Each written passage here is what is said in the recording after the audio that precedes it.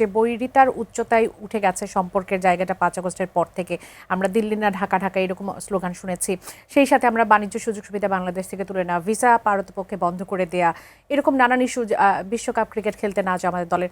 সব সম্পর্কের জায়গাটুকুতে আসলে যতটা বলা হচ্ছে প্রতিবেশীর সাথে যে সম্পর্কটা থাকা দরকার, সেই সম্পর্কের জায়গার কি উন্নতি হতে পারে? শুনেন, এটা দুই একটা কথা বলিনি, তারপরে সেটা হচ্ছে যে আপনি জানেন কিনা জানি না, আমাদের যে নতুন অ্যাম্বাসেডার আসতেছে, হাই কমিশনার আসতেছে ইন্ডিয়াতে, উনি কিন্তু একসময় সবথেকে শক্তিশালী, উনি কিন্তু কংগ্রেসে ছিলেন একসময়, উনি মন্ত্রীও ছিলেন বোধ হয়। উনি কিন্তু now he is converted to BJP. সম্ভবত রেলমন্ত্রী ছিলেন। হ্যাঁ হ্যাঁ, he is converted to BNP, এই বিজেপি। এটা কিন্তু মাথায় রাখতে হবে। আরেকটা দেখেন কতগুলি সিমিলারিটি দেখতেছেন কিনা আপনি। যেমন ধরেন, বিজেপি শুরু হয়েছিল 2টা আসন দিয়ে লোকসভায়, সেই বিজেপি কিন্তু এখন দেখেন দোর্দণ্ড প্রতাপ। জামাত কিন্তু শুরু করেছিল 3টা আসন দিয়ে, সেটা কিন্তু এখন দেখেন কতগুলি আসন হচ্ছে না।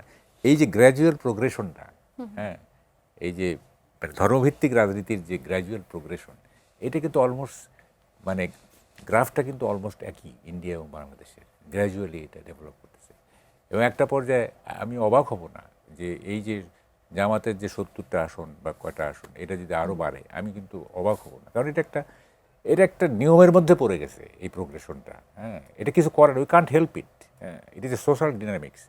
সোশ্যাল ডিনামিক্স হ্যাজ মানে এটা এটা এটা কমপ্লিট ইন ইটসেলফ। এটাকে ইনফ্লুয়েন্স করা খুব কঠিন।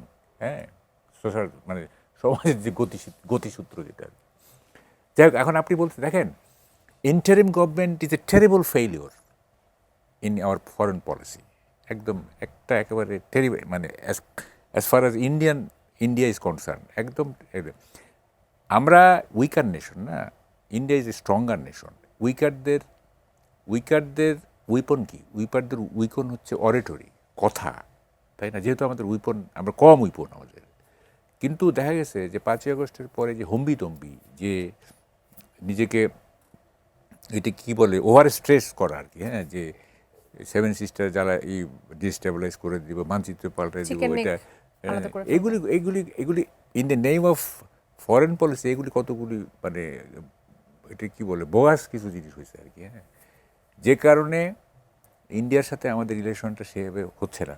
আমি বলছি না যে ওদের কোনো দোষ নেই, ওদেরও দোষ আছে, কিন্তু আমাদের পক্ষ থেকে কিন্তু উই ডিড নট মানে কি বলে অ্যাক্ট সেন্স। হ্যাঁ, আমরা সেন্স অ্যাক্ট করি নাই, even we did not talk sense. হ্যাঁ, তো এইটা যে কারণে আজকে ইন্ডিয়ার সাথে এই সম্পর্ক, এবং ইন্ডিয়ার সাথে তো আমাদের একটা পার্মানেন্ট মর্যাদা সম্পন্ন